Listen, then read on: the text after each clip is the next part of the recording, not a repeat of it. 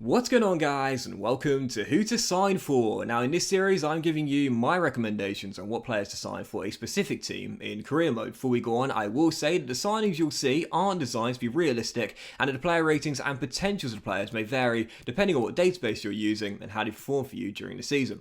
Obviously you don't have to follow all the tips. This is really just a set of guidelines to give you a hand if you're stuck for ideas and want some suggestions on what players you can sign for a certain club. This is mainly aimed at those of you out there who may be new to the game and just need a little bit of advice, or for those of you out there who want a few recommendations on what players to sign for a team that you may be using in career mode this year. And in today's episode of Who to Sign For, guys, well, I just did their South Wales rivals. It wouldn't be fair to miss these guys out. Yeah, Swansea City, my following team in Who to Sign For series, and these guys, man, just like Cardiff City, great team to do a championship RTG within the English Football League. Why is that? Well, just like the Bluebirds, they're Welsh, which makes them very unique indeed. There are only 3 Welsh teams in the Football League, with Newport County in League 2 as well. And of course, once again, not too long ago, they were in the Premier League. Yes, Swansea City, in fact, actually had a very brief stint playing European football as well. They won the Carabao Cup not too long ago under Brendan Rodgers, I believe it was back then. Very interesting recent history. But since those times, they are stuck in the Championship and they'd love to return to life in the top tier. And I'd love to see it as well. Swansea and Cardiff back in the Premier League. Oh, yes, please. I'd have that any day of the week. So, yeah, Swansea City, they're a 3-star team. They start off with a budget of around 9 to 9.25, maybe £9.5 million. So just like their South Wales rivals. Very similar makeup, really. Solid team for the Championship. Not too bad whatsoever, but nothing special. Not one of the big boys, if you will. And an okay budget too. Very similar to Cardiff City, which means your ambitions are going to be very similar in Season 1 as well. Now, Swansea City, as you'll notice, do have a couple of decent youngsters in their team. Michael Obafemi, who is the young Irish striker. Perot, who has been signed in, the young Dutch forward as well. Liam Cullen, who's out on loan. Not quite as much potential nowadays, but still. And also the young centre-half as well, Ben Cabango. Really decent young defender too. But there are a few ageing players here. They're either approaching 30 or in their 30s, and a few players have deals that come the end of the year too. So just like with their South Wales rivals, it's all about building for the future in an RTG. There's only one player I'd give a contract to as well. Quite a few players have deals come the end of the year. I'd give Danda a new contract. He's a young English playmaker. He's alright in his early 20s with low to mid 70 potential. Yeah, I'll give him a new contract just to make sure that he's there. His squad depth in the first season, 67 overall, more than good enough, and again, does grow a few ratings too. Now, as a player's put on the transfer list, well, I recalled Bender, the young goalkeeper out on loan right now, and you'll see Swansea have got like 5 goalkeepers. Yeah, I'd still recommend signing a new one. It's pretty funny, but I definitely would recommend selling a couple of those senior players in Season 1. The likes of Ryan Bennett, for example, and also as well, God, my mind has gone completely blank. Kyle Norton. I was thinking, who's out of a defender? Ryan Bennett and Kyle Norton. I'd recommend selling them both in Season 1. Now, to begin with, they're alright. Bennett is 71 rated and Kyle Norton is 70. For a championship, that's fine as a centre-half in Swansea's 5-2-3 system. But again, with Swansea City, it's an RTG. It's not a one-and-done career mode where you do one season, win the grand prize, and then move on to a new career mode save. It's a 5 to 7 season project before you feel like you're officially finished at the Swansea.com stadium.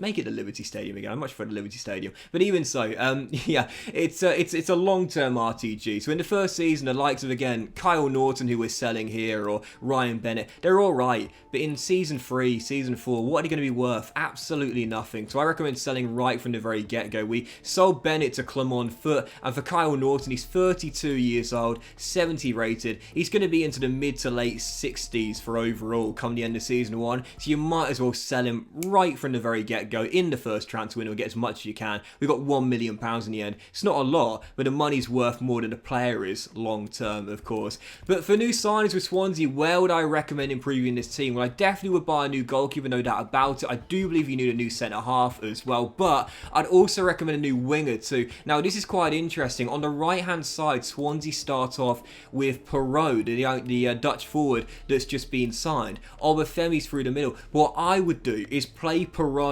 as your out-and-out striker, drop Michael Obafemi to the bench and bring in a young winger. That player I'd recommend, Brennan Johnson helped Nottingham Forest get promotion to the Premier League for next season, but the English-born Welsh international will be a brilliant pickup for Swansea. You can get him for under the valuation at around 4 million, which is dirt cheap. And at 72 rated, this guy will go right in the first team at just 20 years old with 82 potential as well. No doubt about it. This guy will be an amazing pickup for Swansea for now and for the future as well. So after we sold Bender, again, I would recommend a new goalkeeper as well. Swansea have about 5 goalkeepers here. After I recalled Bender, I sold him pretty quickly to raise a bit more cash. And I recommend bringing in this guy here. It's Berke Ozer. He is a young Turkish shot stopper playing Fenerbahce. His contract's up coming at the end of the year, so you can get him for under the valuation of 2.3 mil. We spent 1.85 mil, I think it was, to get him in the end, which is pretty cheap. It's under the valuation, plus a sell-on clause too, though, was worth pointing out. But this guy's 69 rated, which means that in the first season, he'll be your number one. You've got Ben Hamer, who has always been a solid shot stopper at this level, no doubt about that.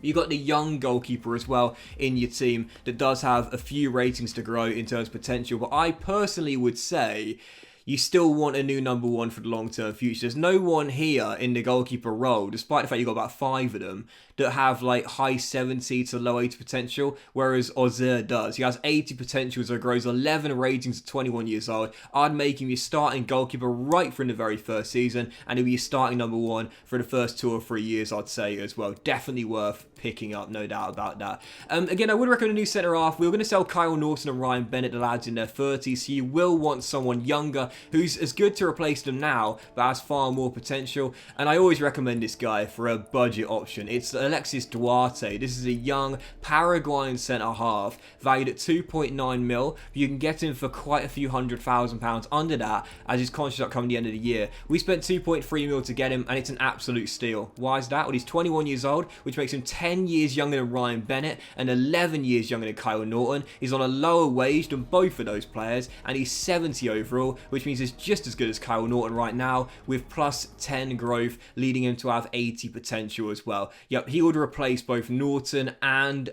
Bennett in the first season straight away. He's just as good as both of those defenders right there. And again, just 21 years old. He grows really, really quickly in the first season too. Come the end of season 1, you can get him to around 74, 75 overall. And in the championship, that's a brilliant starting overall. So yeah, definitely worth picking him up on a really good budget deal of around 2.3 mil. And of course, because we sold Norton and Bennett, I would recommend another centre half as well. And I think this guy will be a great choice. So you can see I was trying to sell Ben Hamer and swap him to every single club. Nobody wanted him. Nobody wanted Ben Hamer. We don't need him because of course we've got Ozer now and Fisher as well as our backup. But nobody wanted Ben Hamer. It was so frustrating. But regardless, as you'll see here, Malik Tial, you can get this guy for just over the valuation. I think spent 3.8 mil to get him, which is a decent offer. That's just over the valuation. 3.85 mil, I should say, here from Schalke. And this is a really good young centre half as well. He starts off at 71 overall, so he's good enough to replace Ryan Bennett right now and not take a step back. And he's also 12 years younger at just 19 years old on a really low weekly wage as well, which is really handy when you're doing a Football League career mode too. And again, with 83 potential, this guy is going to grow into be your starting centre-half, not just from the get-go, but for all the years you're at the Swansea.com stadium as well. He's 6'3", he's got 79 strength, he's got 76 jumping, he's got some great physical stats, and he's not slow either, with a 5-star weak foot too. This guy would be your starting centre-half for all the years you're at Swansea. Great young defender, and again, for around 3.8 to 3.9 mil, it's a bit of a bargain really going forward, isn't it? So definitely recommend him with 83 potential at just 19 years old. One of the final sales I did make was this guy right here, Corey Smith, 69 rated, 30-year-old CM. Again, in the first season, he could be an alright squad player for you, but ultimately, what's he going to be worth in Season 2, Season 3? Practically nothing, so I might as well sell him in the first season. We sold him to AZ Alkmaar in the Netherlands for 1.2 mil. In the end, the money is worth more than a player in this regard. And after that sale went through there, we changed Wolf's position from CAM to wing.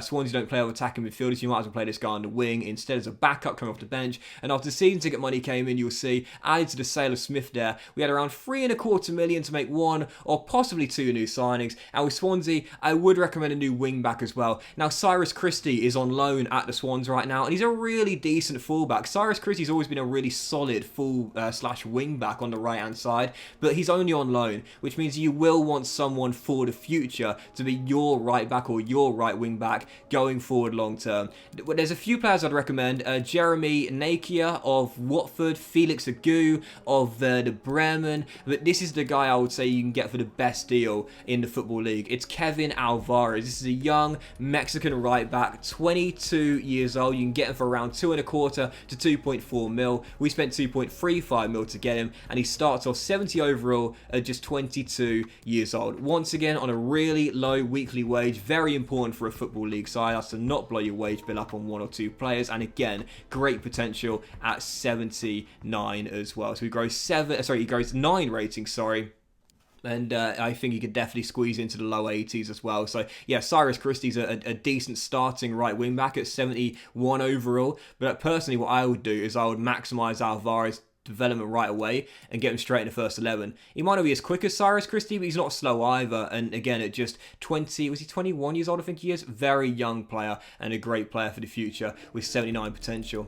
The final signing I made with a little bit of money out of remaining was this guy right here, a squad central midfielder, and that's Miguel Aziz of Arsenal. Arsenal have got 2 great central midfielders that are both young and out of contract at the end of the season with solid low 80 to mid 80 potential. Those are Charlie Patino, who I'm sure you've heard all about, and also Miguel Aziz as well. Aziz is slightly worse with slightly lower potential, but he's still a great pickup. He's just 18 years old, 63 rated. So in the first season, yeah, it'll most likely be a 4th/5th choice CM, just there for emergency cover, but he's got 82 potential as well. At just 18 years old, this guy grows 19 ratings. Yeah, plus 19 growth on this kid. Great young player for the future, and you get him for around £750,000. It's an absolute steal for any RTG Football League side. So with Swansea in the end, as you see, we sold all these players here, but mostly in their 30s. Bender was the exception at 22, but everyone else was in their 30s, and the sign is coming in all younger players to replace them. And whilst you look at this Swansea team here, after the money we spent on the players we signed,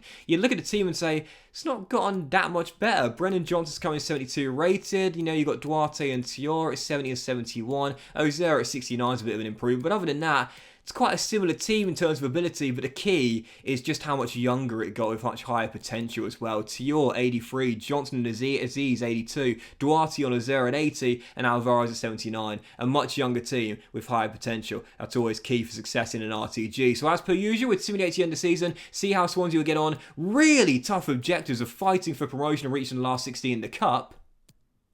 And as you'll see, I felt as though this season was going to be a failure come the end of it. Very tough objectives in Season 1, and as you'll see, we ended up finishing in 11th place. It was a mid-table, top half finish for Swansea City in the end, and it was a really tough campaign. West Brom were champions, Fulham went up alongside them, and then a cluster of teams in the playoffs and just outside as well. But an 11th place finish for Swansea. We finished 8 points behind our South Wales rivals Cardiff as we were fighting for a playoff place. Now I believe that objective, fight for promotion, would be hit if you hit the playoffs. I'm not too sure, you might need to finish 3rd or 4th, but I do believe if you sneak into a playoff place, then fight for promotion, that objective gets hit. But unfortunately, because we finished mid-table and a top 12 finish, it does mean the objective was considered a failure. And of course, the FA Cup objective is so tough. Reached the last 16 of the FA Cup. Well, Spurs won the Carabao Cup, and Fulham, who got promoted in the first season, beat us in the 3rd round of the FA Cup. Tough, tricky tie there away at Craven Cottage. As we got knocked out in the 1st round, we enter as Man City beat Manchester United in a Manchester Derby final to win the FA Cup. So I can't sweep it under the rug. I never do. We failed both of those objectives in the end, but I'll be totally honest here. I wouldn't consider it a major failure. I wouldn't. And why is that? Well, it's because the objectives are really tough. Swansea are not one of the big boys in the Championship. They're not a Fulham. You know, they're not a Nottingham Forest. They're not a Bournemouth, not a West Brom. They're not expected to either be in the playoffs or battle for a top 2 place in Season 1. Ultimately, mid-table to the top half is where you should be aiming with Swansea. Why is that? Well, they're a 3-star team. They're not one of the better teams. There's no star talent here, if you will. I definitely feel as though the objectives the board give you in Season 1 are really tough. And my objective I would give to you, if you're doing a Swansea save, break into the top 10. Yes, we failed to do that too. We finished in 11th place. But if you can do that, a top 10 finish, even if you just miss out on the playoffs, I'd say that's good enough in the first season. Really, you should be aiming for promotion, not in season 1, but in season 2. That, to me, is where you should be aiming for promotion. Because, again, you've got a couple of decent youngsters like Cabango, for example, but for the most part, you need to sign those young players to make this really, really good going forward, as well as in the first season too. With Swansea, it's an RTG. It's not a one and done type of career mode. It's a long-term project, and whilst the objectives are really, really tough in season 1, I definitely recommend them for a career mode. They're fantastic. You got the clear white kits all the way from shirts to socks. You got the real stadium. We're going to call it the Liberty Stadium in the game as well. It's a great stadium, really modern and really slick as well. You got your South Wales rivals, Cardiff, in the division with you as well. And for a unique RTG, a Welsh boy amongst all the English lads in the Football League too, I definitely recommend them for a FIFA career mode Football League RTG. But that will end today's episode of Who to Sign For, guys. Big fan of you for watching. Hope you have enjoyed. If you haven't, drop a like. Much love to you all. Have a fantastic day, and I'll see you for the next episode of Who to Sign For very soon.